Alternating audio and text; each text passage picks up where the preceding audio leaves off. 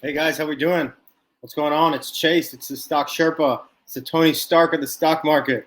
It is the Sherpa ready to take you to the top of the mountain and teach you what you need to know, give you the destructive weapons of power against the antiquated stock market that's against you. So I'm here with you with a new Sunday recap. It is August 22nd, Sunday.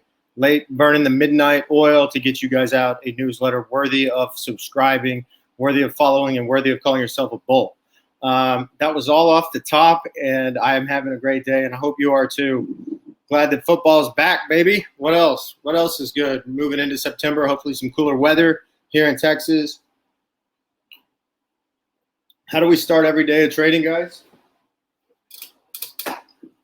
We started by opening up our stock market almanac and looking at the week behind us. If you don't have a stock market almanac, stock traders almanac, go to the link below and buy one. It helps me out. I think I get 50 cents. Most importantly, I get more SEO links. More importantly, you become a better trader. Check it out, stock market almanac. I'm going to read two quotes. I looked at the first one. This one's for tomorrow, so that's Monday, the 23rd.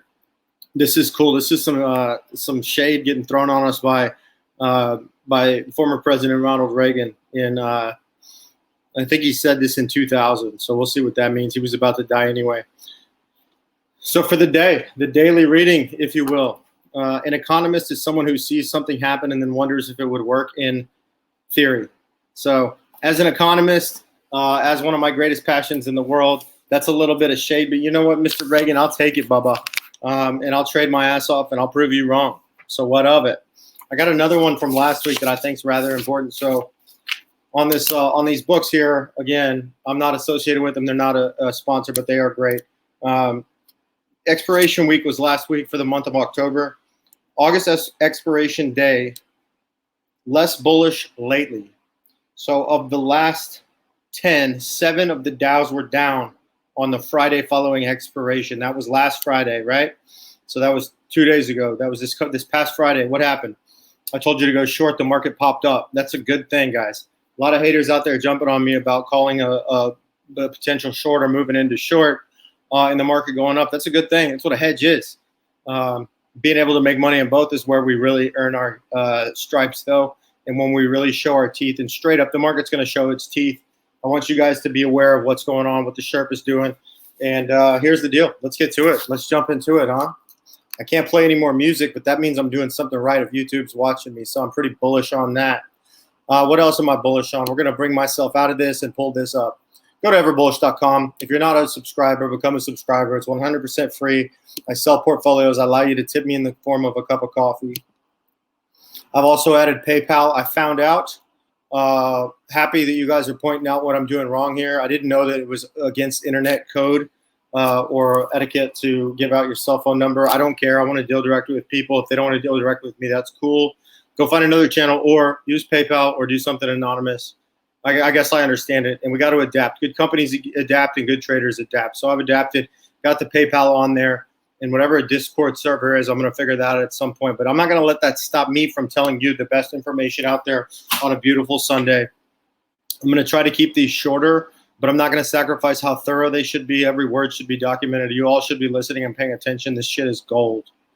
All right. So when I built this, I spent a lot more time on this and all of the content, as y'all know. So I've got a picture in the background here of the Taliban. Very sad instance that's going on there. Basically taken over after we withdrew a couple days ago. I've got a bearish sign in the background. I got crypto. And then I've got some guys with a background in them. So the first thing I should know that background, or y'all should know that background, is Wyoming. It's Jackson Hole, Wyoming. It was a big-time resort for the wealthy. Always has been, always will be. It was made famous by JFK and the Kennedy family. That's where they went on vacation. Fun fact, at least you can say you learned something, right? So happy Sunday, Bulls. Good day and happy Sunday, Bulls. The market is the market doomed this week? I think so. My company is called Ever Bullish. I believe in being positive in all things, particularly the market. Doesn't mean I can't think it's going to go down. What I'm going to do then is be bullish on the things that make money when the market goes down. Overall strategy, overall goal is to teach you guys how to do what I can do. So I'm bearish this week on the domestic equity market, but I'm bullish on a lot of things. So stick around. I stole this really cool meme here. The meme culture is great. I'm loving the meme culture. I'm loving the things that you can say using artistic expression.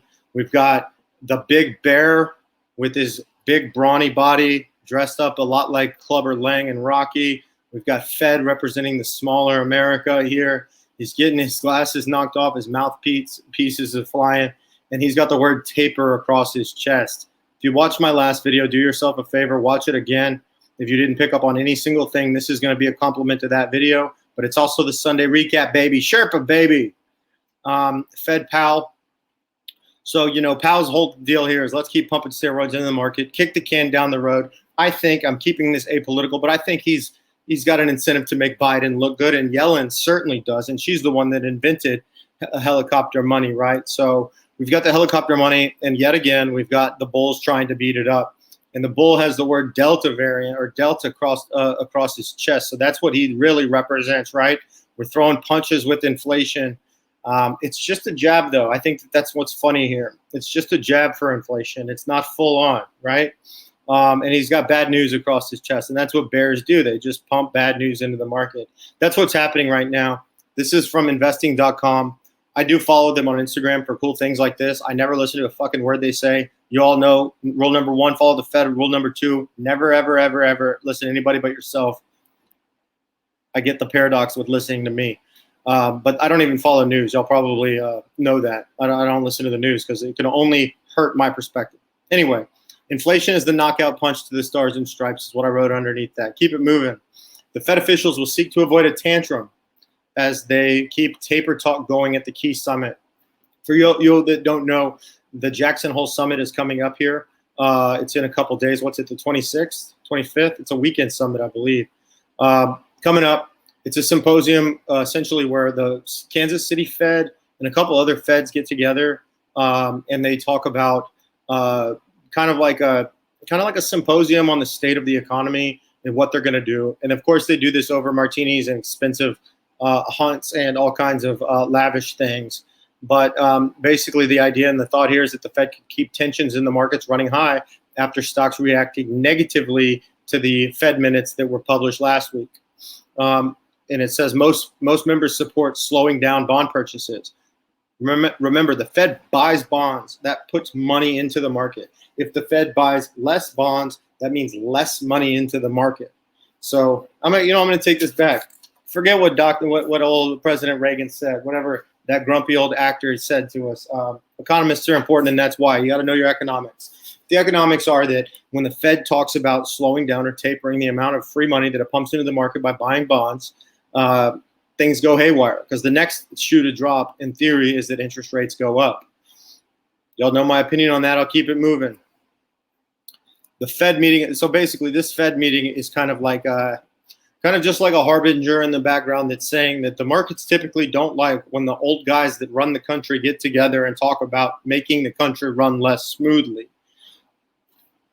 My opinion is that rates are going to stay low for long. My opinion is that we got to swallow the pill. My opinion, and by the way, the opinion of many portfolio managers that I talk to daily, including one of my boys. What up, Scotty? I should say, what up, Uds? My buddy that runs a big book out of Houston talked to me about this, and I totally agree with what he said because he agreed with me, straight up.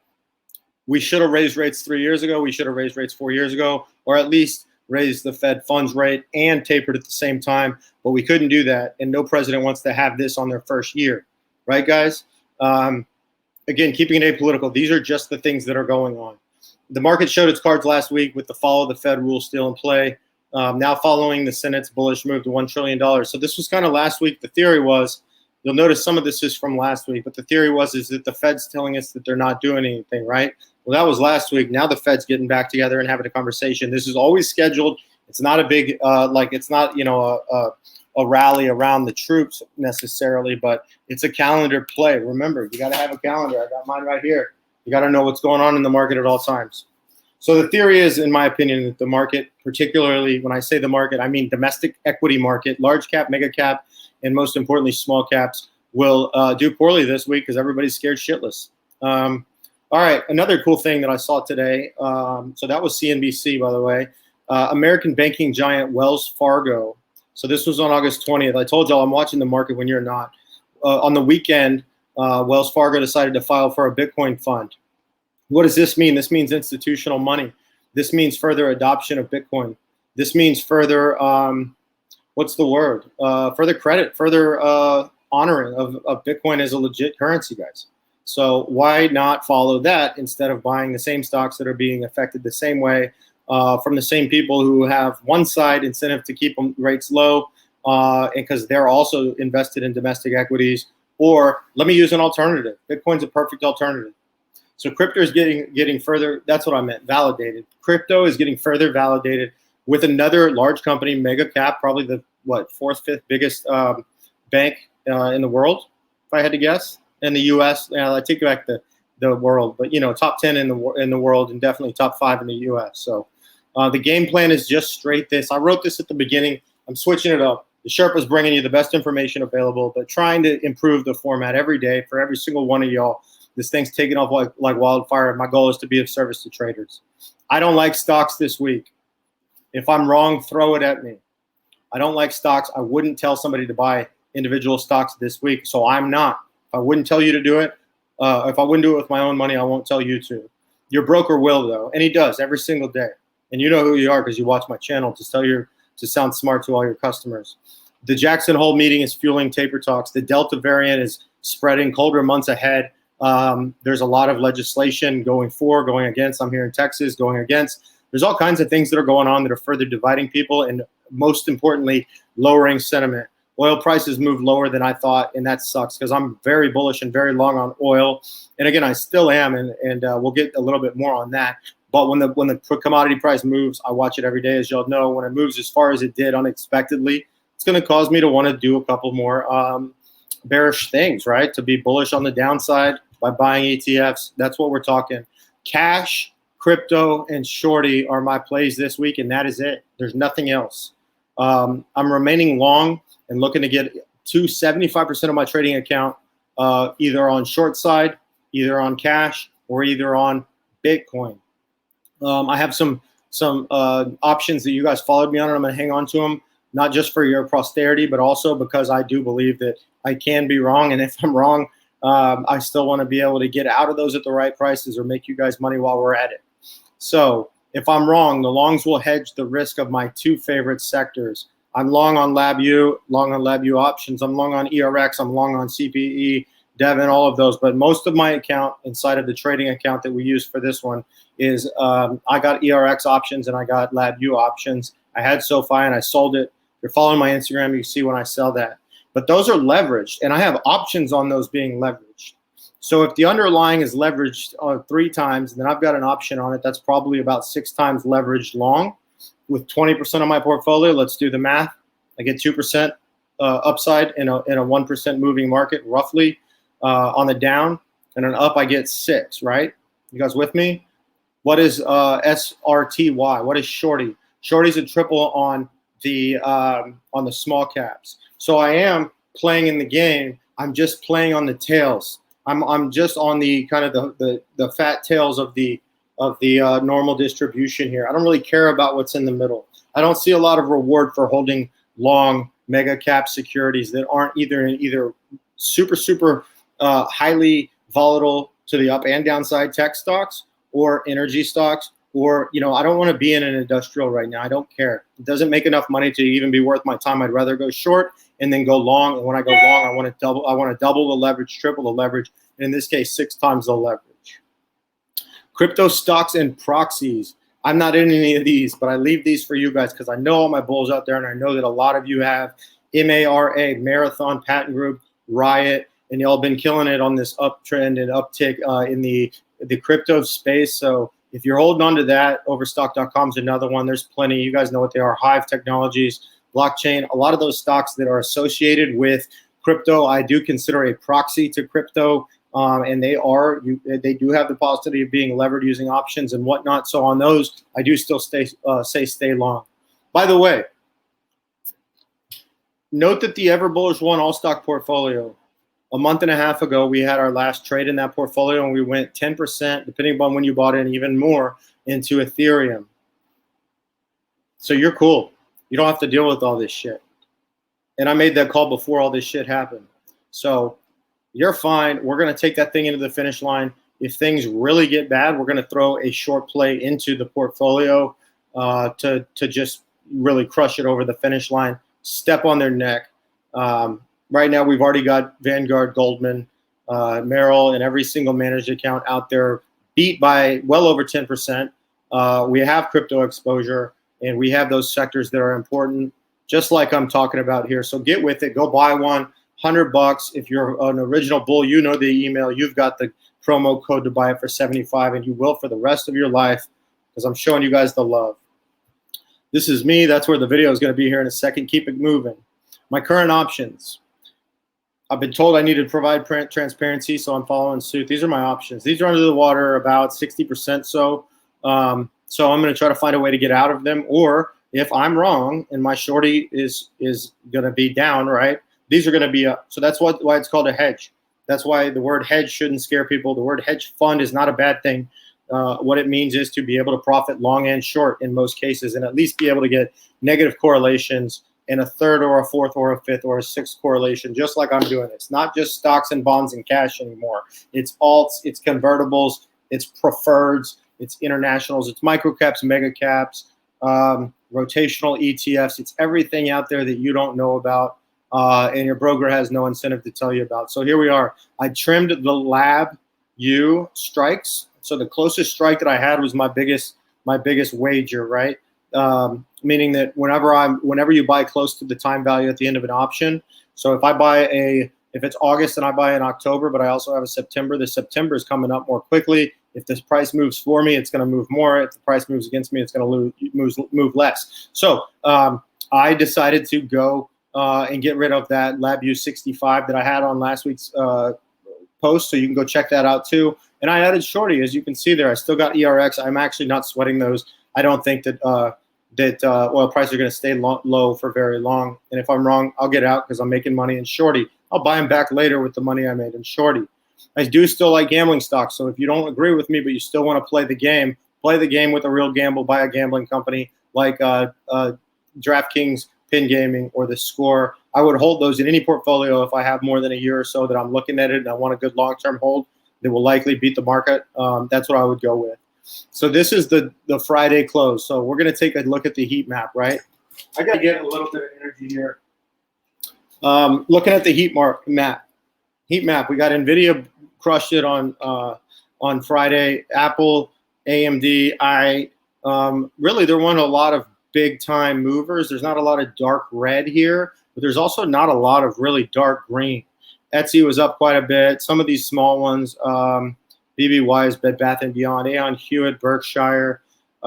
Remember, guys, don't fall in love with the Friday. They say don't fall in love with the stripper, right? Don't fall in love with the Friday. It's like falling in love with the stripper. It means nothing.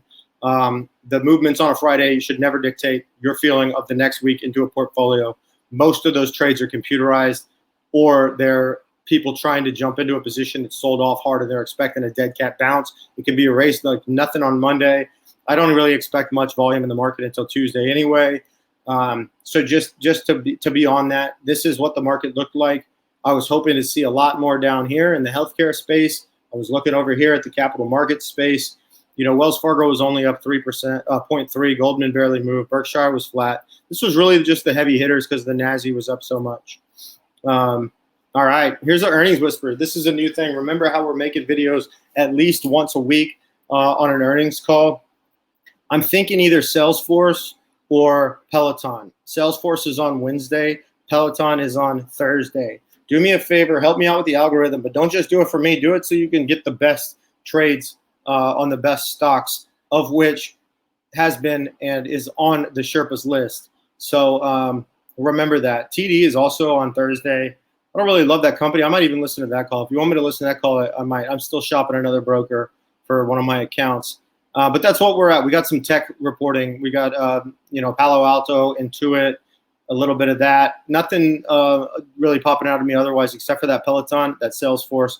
Those are really the two. So vote down there. Just tell me what you want inside of the chat. That'll also help out the algo. I don't know how this information isn't blowing up the internet, but it will one day, and you guys get a benefit until it does. So I'm thinking Peloton. I'm thinking CRM. All you got to do is leave it in the chat for me. All right, don't fight the Fed. I had to say it again. We're not fighting the Fed. The Fed's talking this week. What we're doing is we're going to take a timeout mid-fight, go back to our coach, i.e. the Sherpa, and we're going to decide if we want to go back in there with a new game plan. Sectors kind of baffled me last week. Nothing moved up that much because everything was down so much on Thursday. Friday came back and fought a little bit. You'll notice that on Friday, every single stock was up, and no stock was up, or no sector rather was up. Over 1.2% was the most, and the bottom was 0.2%. Those are computerized trades. There's nothing trading on news.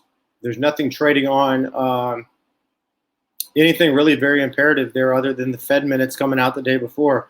If that's the bounce back that we get from the Fed minutes, I'm thinking we're going to see more of this. And remember that I am watching energy for you. One shining light there is that staples were just flat for the last month. When we see the real collapse happen in the market, whenever that happens, whenever we're completely doomed and it's all over, staples right here, we're going to see this 1 month start taking up to 4 or 5. So hopefully y'all are following that. I'm going to give you a second to just digest what I just said. I'm telling you when the market is going to crash and how you're going to know it ahead of time. You're going to know it when you see consumer staples at the top of this list. You're going to see it right here, and you're going to see it, let's say 4 or 5% up each month.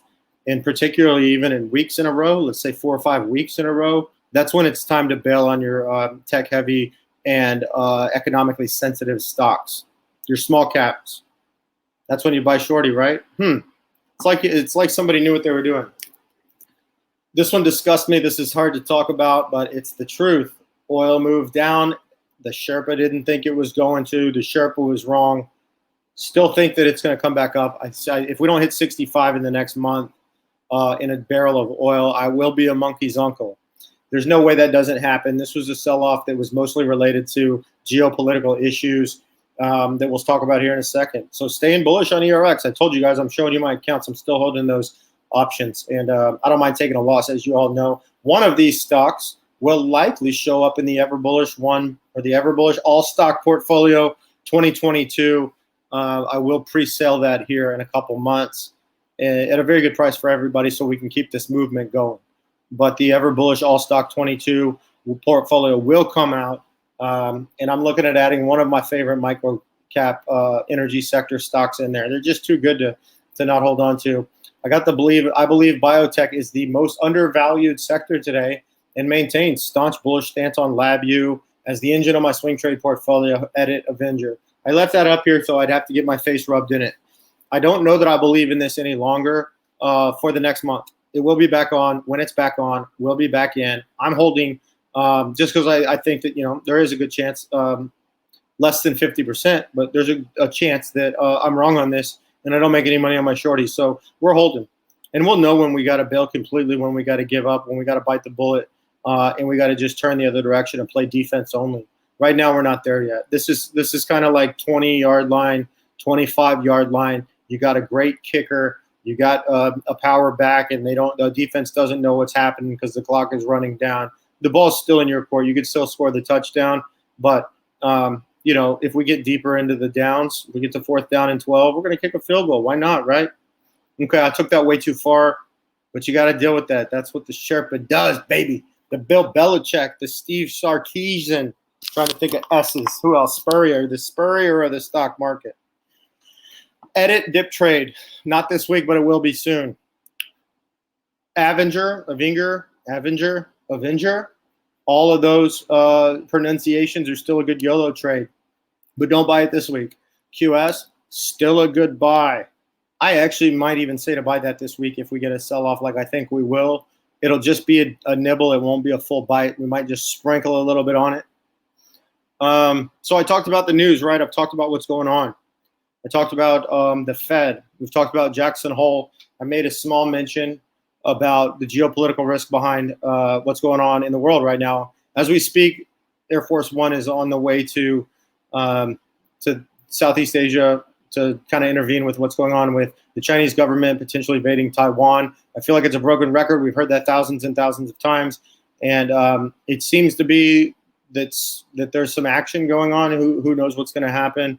And then, of course, the complete tragedy, travesty, and just the really sad reality that it looks like we pulled out too early. No matter how you sit politically, I think that that's the truth. Regardless of whether you thought we should be there in the first place, there's some seriously sad and terrible humanistic things that are happening overseas. And we have been known to intervene in those things. And when we don't intervene in those things, oftentimes other countries, Russia and China, have intervened in those things. So I'm going to scroll down here and have a look at this. This is going to flow perfectly into my next aspect of my presentation here. China may align itself with the Taliban to try to exploit Afghanistan's rare earth metals. A lot of you guys aren't going to like this, but I'm thinking, why the fuck didn't we? Right? We didn't get any oil out of the deal. A lot of things were risked that didn't have anything to do with money. A lot of valuable goods that could have benefited the those people that live in that region. We didn't do it, and if you don't think China's thinking about it, and then here's where it flows in. So off the political aspect and into the pro tip aspect. This is from Stock Charts. I recommend giving it a follow. Of course, follow me first on Instagram. Stock Charts is another one that's good to follow, and here's why. They don't tell you anything good. Their newsletter sucks. The research isn't any good. They really genuinely are a well-marketed machine. But they know their clients, they know their customers, they know their investors, and it's people that troll Instagram to see what's going on. They make one trade a year, and they just stare at their accounts like this every day, and they're like, "Man, I'm trading good today," or "I'm trading bad today." It's the same shit every day. So anyway, this is John Q. Public. This is dumb money. This is dipshit Dave. This is the Reddit guys that are that are moving the markets a bit and have been. And that I should say in a positive light are getting into investing. So Stock Charts is a good place to go to look for news information, because this is what the average trader is looking at. This is where the square money, dumb money is. So I like the follow on that. And if they're saying this, this means that there's some other people that might believe this and are going to get scared of the market. I didn't do a great job of presenting that, guys, but I think you get the gist. I'll do better next time, I promise. Sorry. Second pro tip. This one I'm not sorry for. You're welcome. This will make you tens of thousands of dollars if every single one of you does this and follows what I say over the life of your trading. Are you ready for it? Create a watch list. Put the 10-year treasury at the top of it, the 20-year treasury either below it or above that. And then below that, put the triple short of the NASI, triple short of the Dow if you want to. I don't trade the Dow. Triple short of any index that you care about or like underneath it. In my case, it is shorty. And what you can see here, hopefully y'all can see my pointer, TLT. This is an ETF that tracks the price, not the yield, the price of the 20-year note. IEF, the one below it. This is the spot price of the 7 to 10-year laddered out basket of 7 to 10-year T-bills. So this is the 10-year T-bill or 10-year note, whatever you want to call it. So these are going to respond in relation to interest rates for real, not for what you're told interest rates are doing, not for what you're told inflation is. Remember, inflation and the borrowing rate have nothing at all to do with each other. Just because we can affect and influence one does not mean we can influence the other, and that's called stagflation or deflation. Take a look at Japan if you don't believe me. It's been in negative interest rates for over 20 years now. But here we go. Let me reframe myself. Just put these two in a watch list and then put these two underneath it.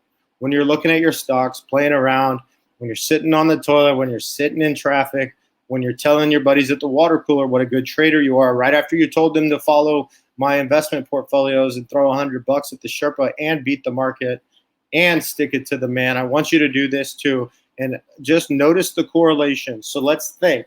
TLT is the price of the treasury. Yields and prices move opposite. When yields come up, TLT goes down. When yields come up, the stock market goes down, theoretically.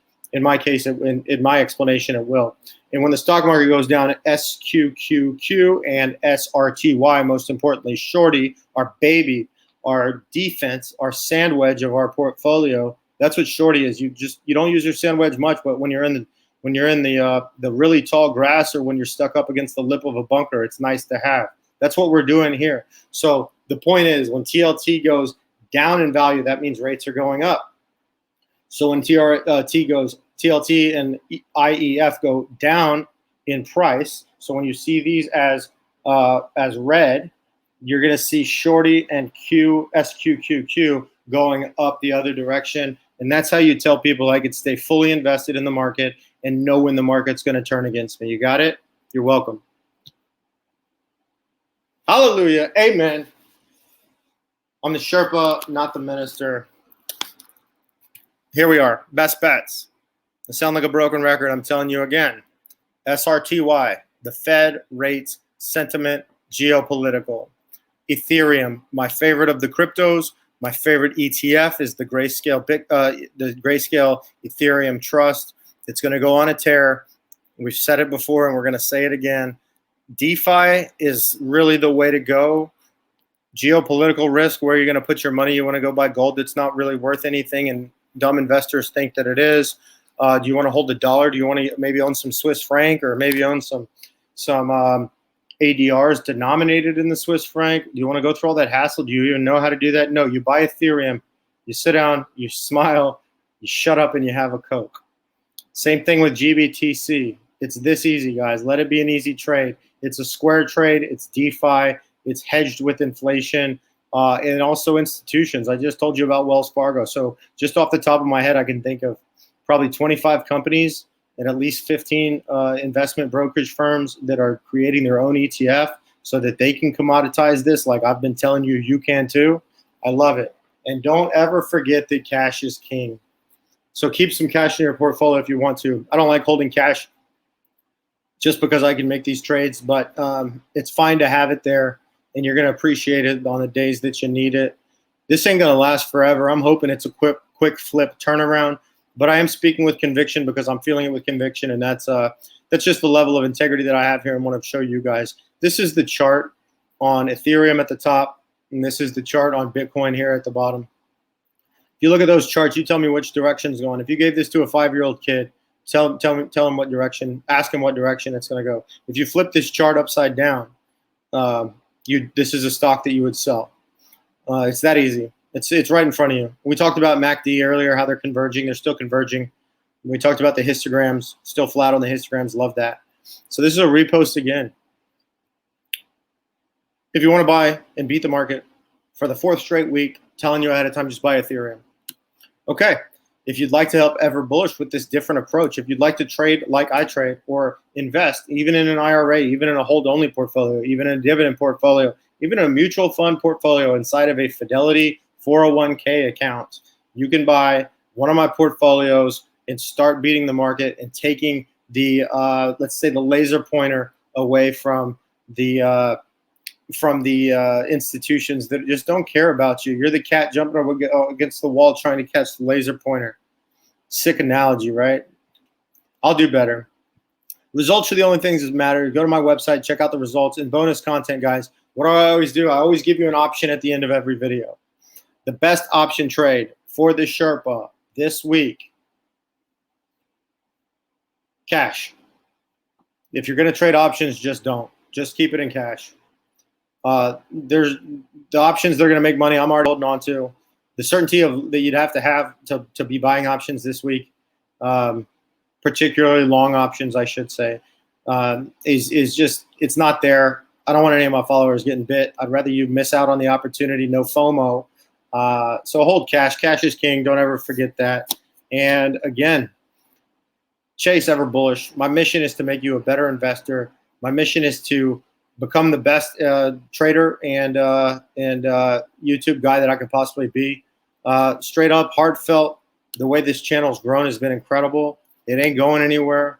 I don't know if anybody that's given what they've given to create something like I have, which is basically their future employment options forever, to be able to spread the good word. Go buy me a cup of coffee on my website. We ain't going anywhere. I feel like DiCaprio, we're not fucking leaving. And most importantly, stay shorty this week. And if I'm wrong, we'll find another way this week, this coming week after that. But I'm not wrong. AFG, LFG, LGR, Let's Get Rich, everbullish.com, Everbullish One podcast, and follow the Sherpa to the top of the mountain, baby.